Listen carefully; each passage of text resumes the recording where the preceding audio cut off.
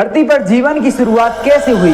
आज जिस जीवन से भरपूर धरती को हम देखते हैं वो कभी एकदम वीरान हुआ करती थी, जहां जीवन का नामो निशान तक नहीं था। हम बात कर रहे हैं उस समय की जब धरती पर जीवन की शुरुआत नहीं हुई थी। क्या आप कल्पना भी कर सकते हैं उस समय की कि कैसी होगी धरती और किस तरह से धरती पर जीवन आया होगा। तो चलिए शुरू से शुरू करते हैं। कहा जाता है कि धरती की उत्पत्ति एक बहुत बड़े विस्फोट की वजह से हुई है। लगभग 5 अरब वर्ष पहले अंतरिक्ष में कई गैसों के साथ मिलने से विस्फोट हुआ था। इससे आग का एक विशाल गोला बना, जिसे अब हम सूर्य कहते हैं।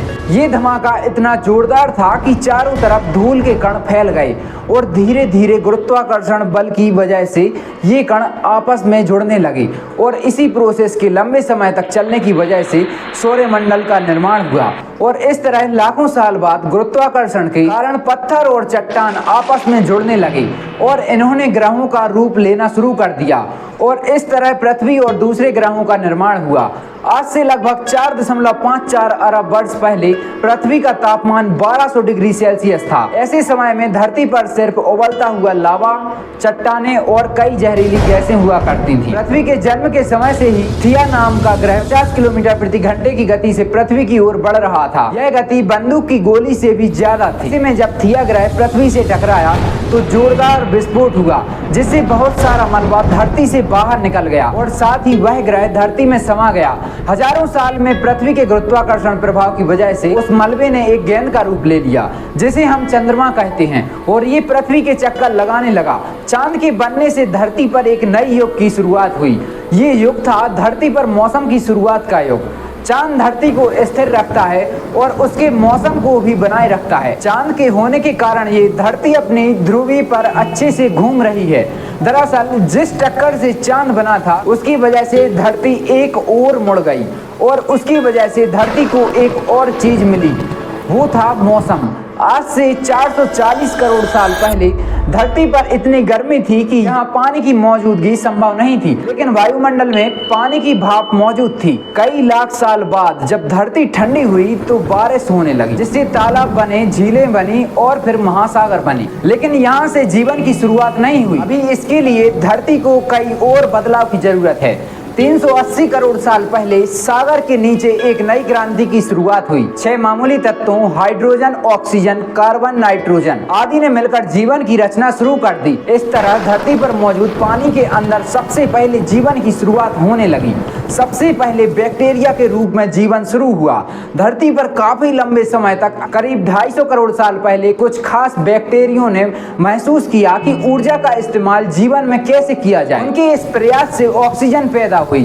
ऑक्सीजन के आने से धरती पर जीवन की नई लहर ने जन्म लेना शुरू कर दिया। इसके बाद बैक्टीरिया ने इतनी ऑक्सीजन बनाई कि महासागर ऑक्सीजन से भर गया और वह ऑक्सीजन महासागर के ऊपर वायुमंडल में जाने लगी।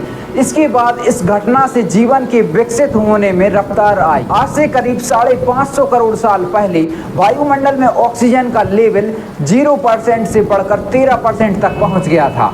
ऑक्सीजन के साथ ही वायुमंडल में ओजोन लेयर बनने लगी, जो हमें सूर्य की खतरनाक लेयर रेडिएशन से बचाती है। जैसे जैसे ऑक्सीजन की मात्रा बढ़ी, जीव जंतुओं का विकास भी शुरू हो गया। 50 करोड़ साल पहले कांटे वाली मछली पैदा हुई। इस तरह देखा जाए तो ये मछलियां ही हमारी पूर्वज हैं। असल में सारे जीव इन मछलियों के ढांचे पर ही बने हैं। ऑक्सीजन के कारण जल से निकलकर पौधे धरती पर उगना शुरू हो गए और करीब आज से 40 करोड़ साल पहले जीवों ने धरती को अपना ठिकाना बनाना शुरू कर दिया।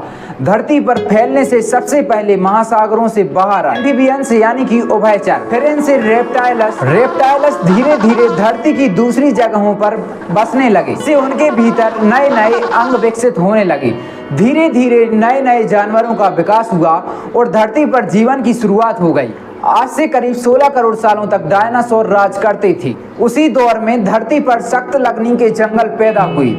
डायनासोर के शुरुआती काल में दुनिया भर की जमीन एक ही जगह जमा थी, इसके चारों ओर समुद्र होता था जिसे पेंजिया था, लेकिन अब वह अलग होने लगी। लगभग 6.5 करोड़ साल पहले करीब 10 किलोमीटर लंबी चौड़ी उल्कापिंड धरती से टकराई और आसमान में चारों ओर धूल के बादल छा गए।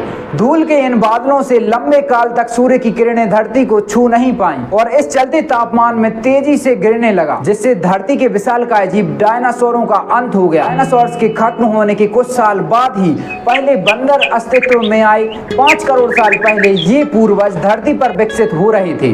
उस समय धरती बहुत गर्म थी और इतनी गर्म थी कि उत्तरी ध्रुव और दक्षिणी ध्रुव पर भी जंगल हुआ करते थे। वहाँ बर्फ का नामो निशान नहीं था। धीरे धीरे महाद्वीप अलग होने लगे। अमेरिका ने अपना आकार ले लिया।